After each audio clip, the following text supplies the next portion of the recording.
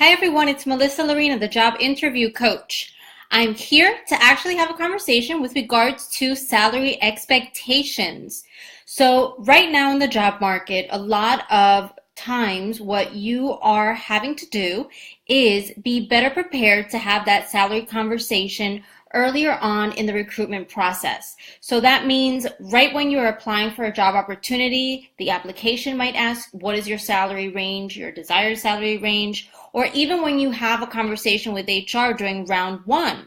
So it really makes sense to have a clear understanding of what your desired salary range is. So in this video, where I help you better understand how to prepare for your next round one interview with human resources, I encourage you to actually listen in to hear 3 ways that you might want to consider how to position your salary expectations during round one as you're interviewing with HR.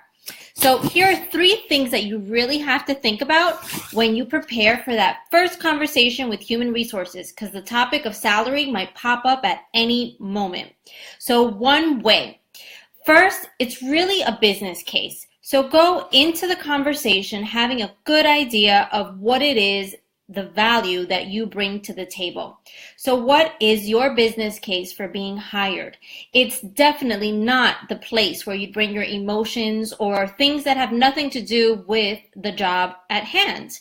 For example, a client of mine really was aggravated, and for very good reason, because he had not gotten the bonuses that he deserved for various reasons in terms of just career, the politics at play, things that were happening in the workforce. And this is common, of course, as we all know, throughout different multinational organizations. So what he had to kind of keep his emotions at bay was essentially just be very numerical about anything that he would say. So what revenue did he bring in? What cost did he reduce? How did he change the way the business was being conducted? That's really what mattered in terms of being able to even negotiate a salary once you are already employed.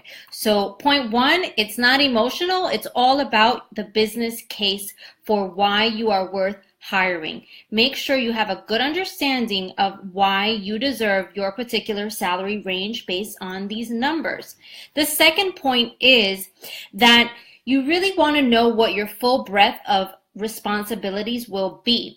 So it's a little bit of a stalling tactic. However, if you are having this conversation with human resources early on, what you want to do is make sure that you know how many people will report to you. You want to also make sure you know how big your budget is going to be. So have a good understanding of the complete scope of responsibilities that you will have if hired. If it's too early in the recruitment process and you really don't know all these details, that's one way that you can stall that conversation. And you could definitely say that you rather ask certain questions before putting a range out there without full understanding of what your responsibilities would be. The other thing that I think is really important for you to think about is that once you do have your business case, once you have vetted for the fact that you are not talking about your mortgage bills, your kids' tuitions, or anything else that has nothing to do with the job, once you have all these things in place, make sure you go into the conversation with HR feeling confident. So have a really good idea of what it is that you will contribute, forward looking, and be confident about the fact that you will deliver. Chances are you'll exceed expectations because you have always exceeded expectations. The future will be no different unless you don't have the resources that you need or the information that's required, but you're industrious and you will make it happen. So again, it's not an emotional conversation. It's really a business case. The second point, in terms of what numbers you should be sharing or information that you should bring, the revenues that you've brought into an organization, the costs that you've reduced, the way that you've changed an organization, and the last point is your scope of responsibilities. So make sure that you're comparing apples to apples. Make sure that if you're gonna secure some sort of salary for having, overseeing a team of 10 people, that is what you're gonna get paid for. as opposed to in the past when you oversaw like 5 people. So just something for you to consider. So this information is really just on the surface. I wanted to give you a good sense of how now the conversation of salary is coming up way earlier in the job search process. So that means that you have to be very prepared and you have to have some numbers in your back pocket. Whether or not you want to share them early on is a different topic of conversation, and that's why I gave you that tiny little stalling tactic whereby you can ask about more information in terms of your scope of responsibilities, but ultimately you will have to answer the question. So what I suggest you do is, if you like this video, if you learned something new, like the video.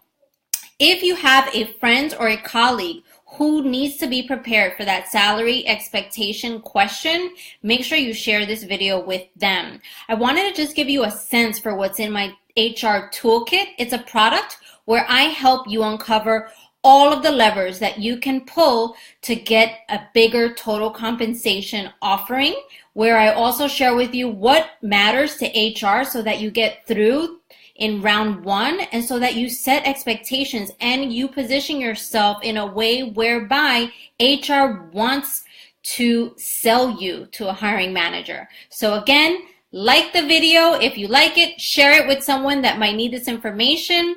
I've also included for you a handy worksheet if you want to practice and you want to get more clarity around your business case.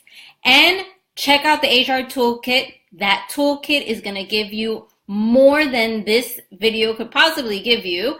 And it's also going to give you a lot of details and examples of ways that you can better position yourself to the people that are the gatekeepers at the start of most hiring processes, the HR leaders. Have an amazing day. Signing off, Melissa Lorena, the Job Interview Coach. Thank you, everyone.